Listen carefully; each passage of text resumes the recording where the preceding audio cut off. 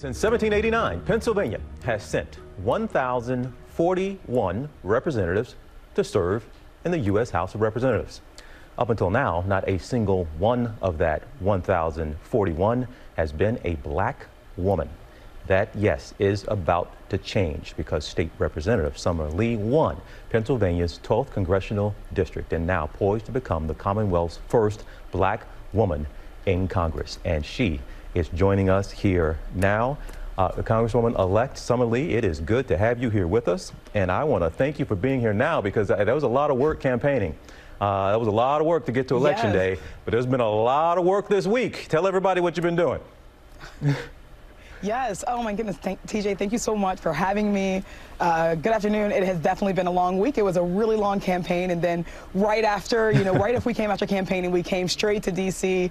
for our first week of our 2-week-long orientation. So we've been learning the ropes. We've been figuring out our way through these buildings and how to get to the Capitol in general. So it's been a lot. I know you're pinching yourself there, and some of us were kind of pinching ourselves and scratching our heads like, wait a minute, a black woman has never served for Pennsylvania ever in Congress. Help us understand why. There are so many barriers to black women, to otherwise marginalized people, and poor and working class people to get into politics. People truly underestimate just how much it costs to run. The amount of money that comes into politics, it's such an incredible barrier, right? That's one thing. Then there's old notions of who should serve, who's qualified or equipped to serve. Gerrymandering is one thing, right? We live in districts where sometimes, black communities are cut apart. So being able to get someone to rise up and win in these races is always a feat. But even still, right, we're still trying to kind of knock down those glass ceilings. But all of those things kind of combine. We have systemic racism and money and just traditional ideas of who is viable. And Congresswoman-elect, I know you want to do a good job. I mean, you put pressure on yourself probably just to be there and perform for your district. But now that you have made this history, now that you are a first, and even if you don't feel that additional pressure coming from outside, do you feel it yourself, and do you put it on yourself as the first black woman? Absolutely. I mean, I don't underestimate just how much of a responsibility this is. When you first walk into the Capitol and you think of all of the people who have walked through there before, and then I think of all the people who weren't able to walk through. I think of them. I think about all the people who were brilliant and qualified and didn't make it to the next level or weren't able to get there. I think about all the black women throughout Pennsylvania who have never had representation. So I keep that. It's such a responsibility. I have such a diverse district, and we all just want to do well. We all are coming here to do the work of the people. But there is always an added responsibility to say, I want to make sure that even though I'm the first, I'm not the last, and that everything that I do is to leave this place better than when I got here. And what does that mean for you initially? Like, what have you watched from afar as an observer of Congress that you thought, man, if I could get in there, I would like to have this type of influence. I would like to do what? And some of that has to do with policy. Some of that just has to do with demeanor and tone and how we treat each other. What is one of the first things you are itching to get in there and do?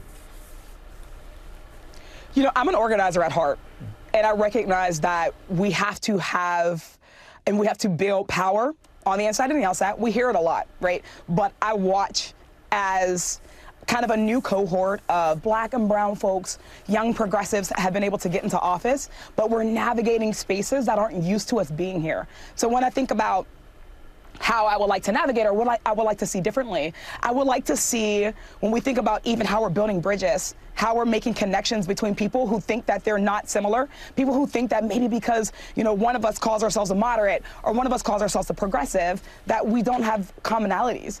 I think that that's a huge task to do that, to really just help people to understand that we're coming with people, that we're bringing our constituents with us, that we're bringing new stakeholders to the table, that we're diversifying who we go to when we're creating laws, when we're creating policy. Who do we go to for expertise? That's what I've tried to do in the State House. I think that's what we have to do in Congress because, it's not good enough to just have black women, to have black and brown folks, to have progressives.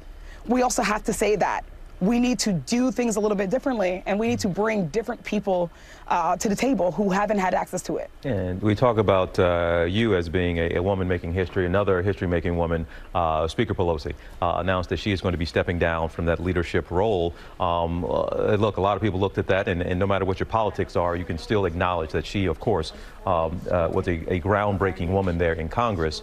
But now it appears that the front runner, or someone being talked about now, could be a groundbreaking Congressman Hakeem Jeffries, who is being talked about as possibly the one to replace her. Have you taken a look at this yet? I know you just your orientation, but do you feel pretty good about him possibly now the first black man being in that top leadership role in possibly in Congress for the Democrats?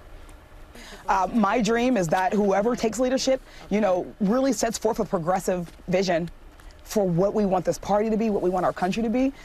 We have 2 years to get back the majority. That's 2 years that our leadership team is going to have to make the case to the entire American population before a presidential race of what we are going to stand for. So he has a big task ahead of him. All right. I appreciate that answer. Like, TJ, it just happened yesterday, brother. I'm looking for a place to live in D.C. right now, and you asking me about voting on leadership. So I know you got a lot going on, Congressman. We are Congresswoman-elect. We've watched you from afar, and you take care of that cold and everything. Get you some rest. I know you got a lot going on, but we hope to see you down the road, okay? I hope to see you too. Thank you so much for having me. Well, hey there, GMA fans. Robin Roberts here. Thanks for checking out our YouTube channel. Lots of great stuff here. So go on, click the subscribe button right over here to get more of awesome videos and content from GMA every day, anytime. We thank you for watching, and we'll see you in the morning on GMA.